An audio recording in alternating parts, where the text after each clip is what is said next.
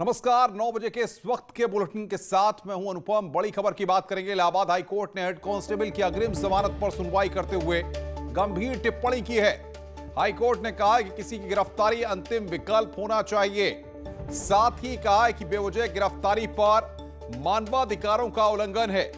किसी की गिरफ्तारी भ्रष्टाचार का मुख्य स्रोत होता है। ऐसे में किसी की गिरफ्तारी को अंतिम अपवाद के रूप में देखना चाहिए। दरअसल अलीगढ़ के थाना दिल्ली गेट के सब इंस्पेक्टर ने हेड कांस्टेबल के खिलाफ ट्रकों से अवैध वसूली करने का गंभीर आरोप लगाया और इसकी एफआईआर दर्ज कराई गई। इसी मामले में गिरफ्तारी का दबाव बनने पर हेड कांस्टेबल ने हाई कोर्ट में गुहार लगाई थी। तो गिरफ्तारी पर हाई कोर्ट ने यहां पर अहम फैसला दिया है। बेवजह गिरफ्तारी पर हाई कोर्ट की टिप्पणी यहां पर सामने आई है।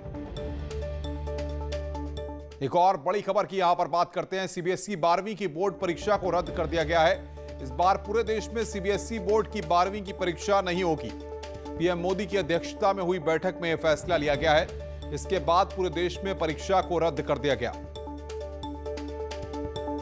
तो 12वीं की परीक्षा रद्द नहीं होगी। आपको बता दें कि रद्द हो गई है और 10वीं की परीक्षा पहले से रद्द है और अब 12वीं की परीक्षा को भी रद्द कर दिया गया है। पूरे देश में सीबीएसई बोर्ड की 12वीं की परीक्षा को रद्द किया गया है।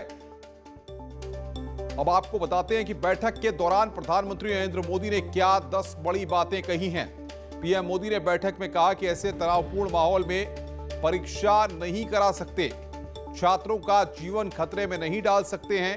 छात्रों की सेहत हमारी प्राथमिकता है। छात्रों का स्वास्थ्य सबसे महत्वपूर्ण है। छात्रों, अभिभावकों और शिक्षकों में चिंता है।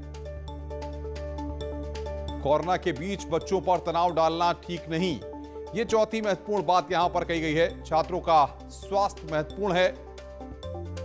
छठी बात यहां पर कही, छात्रों, अभिभावकों और शिक्षकों में चिंता है।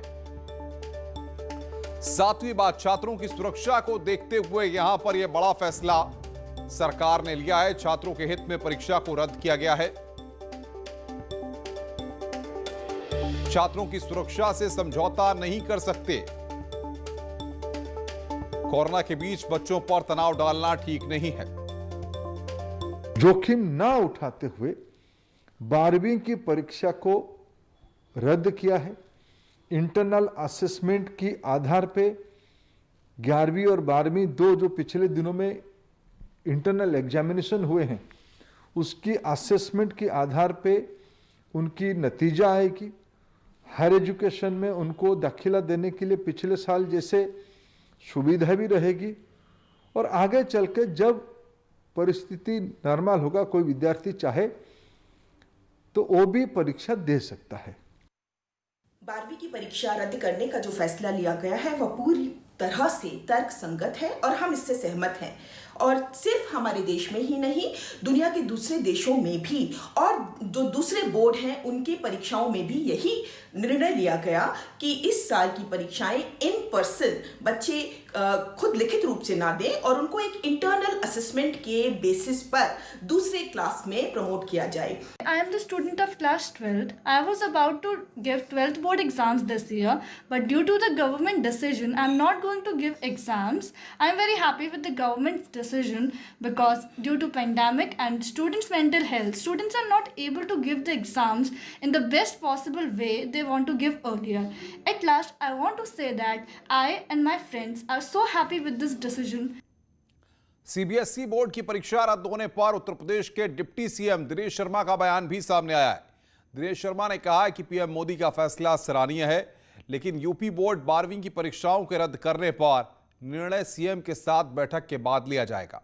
मुख्यमंत्री जी के साथ में हम लोग बैठ के पूरी प्रदेश के संदर्भ में स्थितियों का आकलन करते हुए जो हमारे केंद्रीय शिक्षा मंत्री जी हैं उनसे भी बात करने के बाद हम लोग 12वीं की परीक्षा के संदर्भ में किस प्रकार का क्या निर्णय ले सकें, इसकी तरफ हम लोग विचारोपरांत ही हम लोग इसके तरफ बढ़ेंगे। लेकिन प्रधानमंत्री जी ने आज जो निर्णय लिया है वो एक पूरे देश के लिए एक हितकारक है।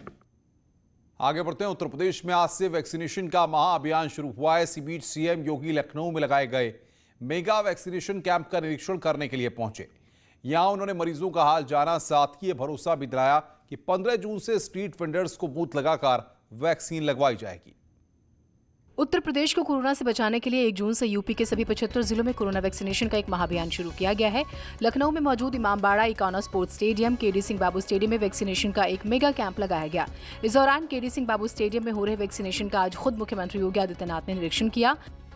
उत्तर प्रदेश में आज से वैक्सीनेशन का एक महाअभियान चलाया जा रहा है, जिसके मद्देनजर आप देख सकते हैं कि इस वक्त केडी सिंह बाबू स्टेडियम में खुद मुख्यमंत्री योगी आदित्यनाथ इस वैक्सीनेशन कार्यक्रम का निरीक्षण करने पहुंचे हैं। इसी दौरान सीएम योगी ने भी लोगों से बात की और उनका हाल जाना। वैक्सीनेशन का निरीक्षण करने के बाद सीएम योगी ने मीडिया से बात की। आदरणीय प्रधानमंत्री जी के मार्गदर्शन और नेतृत्व में देश के प्रत्येक नागरिक को सुरक्षा कवर देने के लिए वैक्सीनेशन का कार्यक्रम युद्ध स्तर पर चल रहा है।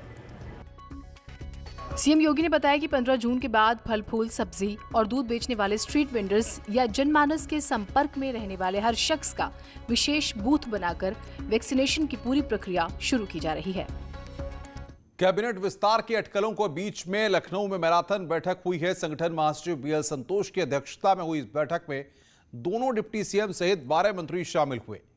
क्या रहा इस बैठक का पूरा निचोड़, आइए इस रिपोर्ट के जरिए आपको दिखाते हैं।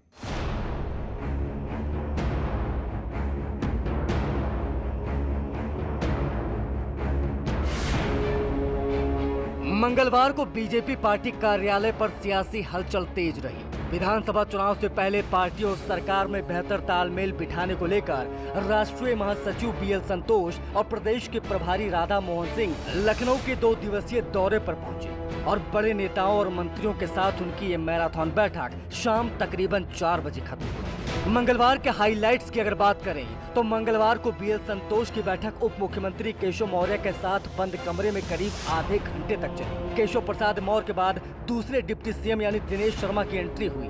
बीएल संतोष और डिप्टी सीएम दिनेश शर्मा के बीच भी काफी देर तक बातचीत होती रही। बैठक के बाद डिप्टी सीएम केशव प्रसाद मौर्य ने कहा कि संगठन को मजबूत करने को लेकर बैठक हुई थी। इस दौरान केशव प्रसाद मौर्य ने 2022 को जीतने का दम भी भरा। लेकिन मीडिया ने जब दूसरे डिप्टी सीएम यानी दिनेश शर्मा से बैठक को लेकर सवाल किया तो उन्होंने मीटिंग को रूटीन प्रक्रिया बताया और चलते बने।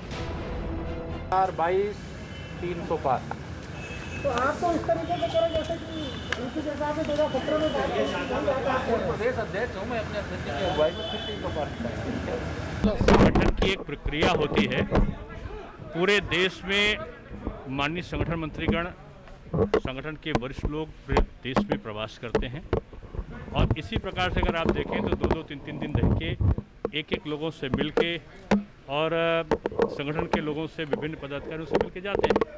तो उसी समान तौर पे आया, मैं किसी बैठक में नहीं आया, केवल समान तौर पे सबसे भेंट होती है। दिल्ली जाते हैं तो भी सबकी भेंट होती है, लखनऊ आते हैं तब भी भेंट होती है। बैठकों का दौर पार्टी कार्यालय पर जारी रहा। योगी कैबिनेट के मंत्रियों का आना जाना पूरा दिन लगा रहा। इस दौरान बीएल संतोष और राधा मोहन सिंह ने सभी मंत्रियों से अलग अलग मुलाकात की, सरकार के कामकाज की जानकारी भी ली। उत्तर प्रदेश में चल रहे सियासी उठापटक की अटकलों के बीच केंद्रीय संगठन मंत्री बीएल संतोष के 2 दिवसीय दौरे का आज दूसरा दिन काफी महत्वपूर्ण रहा।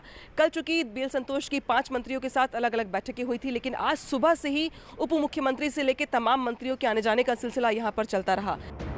मुलाकात करने वालों में स्वामी प्रसाद मौर्य और औद्योगिक विकास मंत्री सतीश महाना के अलावा कुछ अन्य मंत्री भी शामिल थे, जिनमें रमापति शास्त्री, कपिल देव अग्रवाल, श्रीकांत शर्मा, सिद्धार्थनाथ सिंह, अशोक कटारिया, डॉक्टर महेंद्र सिंह, अनिल राजभर, सतीश द्विवेदी और गुलाबो देवी शामिल रहे। सबसे पहले उत्तर प्रदेश के उप मुख्यमंत्री केशव मौर्य, उसके बाद दिनेश शर्मा, उसके बाद बैक टू बैक तमाम जो कैबिनेट मंत्री हैं वो यहाँ पर आकर बैठक करते रहे। हर मंत्री को 1 घंटे, 1.5 घंटे, आधे घंटे का समय दिया जाता रहा। बैठकों का ये दौर सोमवार से उस वक्त शुरू हो गया था जब बीएल संतोष और प्रभारी राधा मोहन सिंह ने मुख्यमंत्री योगी आदित्यनाथ से उनके आवास पर जाकर मुलाकात की थी। बातें तो 2022 को लेकर रणनीति बनाने की ही सामने आ रही हैं, लेकिन कई दिनों से मंत्रिमंडल में फेरबदल को लेकर भी चर्चाएं गर्म हैं। ताबड़तोड़ बैठकों को देखते हुए मीडिया में चर्चा आम है। जल्द ही कैबिनेट में प्रदर्शन और जातिगत समीकरण के हिसाब से मंत्रिमंडल में बड़े फेरबदल हो सकते हैं। रिपोर्ट कार्ड के आधार पर आने वाले चुनाव में टिकट बंटवारे को लेकर के भी बात चल रही है। लिहाजा मंत्रियों के विभागों की समीक्षा के साथ साथ ये भी निर्देश दिए गए कि किस तरीके से सरकार और संगठन के सामंजस्य के साथ ही चुनाव में जाना है। अनामिका, न्यूज़ 18, लखनऊ।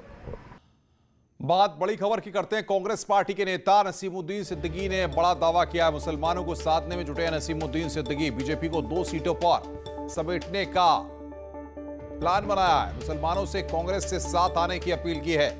वर्चुअल बैठक में नसीमुद्दीन सिद्दीकी बोले हैं, बस्ती संत कबीर नगर के उलेमाओं के साथ चर्चा की। इसमें इस बात का दावा किया। वर्चुअल चर्चा के दौरान नसीमुद्दीन सिद्दीकी ये बात बोले, हर जिले के उलेमाओं के साथ वर्चुअल बैठक होगी। उलेमाओं के सुझाव को प्रियंका को सौंपेंगे।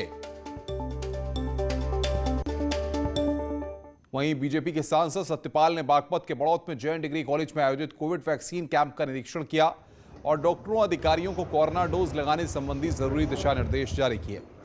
इस दौरान सांसद ने कोविड व्यवस्थाओं का जायजा लेते हुए वैक्सीन लगवाने आए लोगों से भी बातचीत की है। साथ ही सांसद ने बागपत की जनता से वैक्सीन लगवाने की अपील की। ये पूरे बागपत जिले के लिए आज बहुत बड़ा शुभ समाचार है कि आज से 18 साल के उम्र के जो बड़े लोग हैं उनके लिए आज वैक्सीनेशन की टीकाकरण की शुरुआत बागपत ज़िले में हुई है। आज 6 केंद्र जो 45 साल से हो कि नहीं, 18 साल वालों के लिए 6 केंद्र, 45 साल वालों के 70 केंद्र। लखनऊ से बड़ी खबर इस वक्त आ रही है। प्रयागराज से एसटीएफ ने एक आरोपी को 1 लाख रुपए के नकली नोटों के साथ गिरफ्तार किया है। एसटीएफ ने प्रयागराज से रुपेश कुमार नाम के इस आरोपी को गिरफ्तार किया है। इसके कब्जे से 500 रुपए के 200 नकली नोट बरामद किए गए हैं।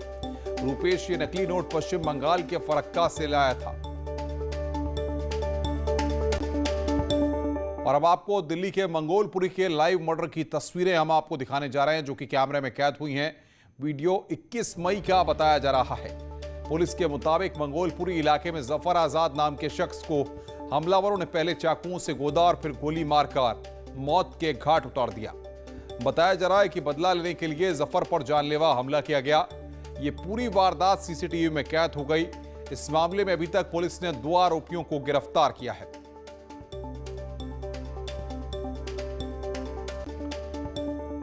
खबर कानपुर से है। जीएसवीएम मेडिकल कॉलेज में मरीज के साथ अमानवीय व्यवहार करने का मामला सामने आया है। आरोप है कि मरीज को वार्ड में बेड से बांधा गया, जिसका एक वीडियो भी सामने आया। इसमें साफ दिख रहा है कि युवक को बिना बेडशीट के बेड में बांधा गया। इस वार्ड में दूसरा कोई शख्स मौजूद नहीं था। बिना कपड़ों के युवक के हाथ पैर को बेड से बांधा गया था, जो दर्द से कराहता हुआ नजर आया। ये वीडियो मानवता को शर्मसार करने वाला है। मरीज से जानवरों जैसा व्यवहार करने के वीडियो की जानकारी से मेडिकल कॉलेज प्रिंसिपल इंकार कर रहे हैं। उनका कहना है कि वो मामले की जांच करवाकर कार्रवाई करेंगे। इसके बारे में वीडियो अभी हमने देखा नहीं है। अगर ऐसी कोई जानकारी आती है तो जरूर करवाएंगे और इसकी जांच करवा लेंगे। अगर ऐसा कुछ मेरे संज्ञान में आता है, मैं खुद मौके पर जाता हूँ, मैं देखता हूँ। वहीं कोरोना से उबरने के बाद केंद्रीय शिक्षा मंत्री रमेश पोखरियाल निशंक की तबीयत एक बार फिर से बिगड़ गई है। उन्हें इलाज के लिए दिल्ली के एम्स अस्पताल में भर्ती कराया गया है। वो कोरोना संक्रमण से पूरी तरह उबरने के बाद से कुछ स्वास्थ्य दिक्कतों का सामना कर रहे थे। फिलहाल उनकी स्थिति स्थिर बताई जा रही है। बता दें कि रमेश पोखरियाल निशंक 21 अप्रैल को कोरोना पॉजिटिव पाए गए थे और कई दिनों तक चले इलाज के बाद वो रिकवर हुए थे, लेकिन एक बार फिर से उन्हें पोस्ट कोविड के ट्रीटमेंट के लिए एम्स में भर्ती कराया गया है। खबरें और भी हैं। फिलहाल रुक रहे हैं यहां पर एक ब्रेक के लिए। ब्रेक के बाद जल्द हाजिर होंगे।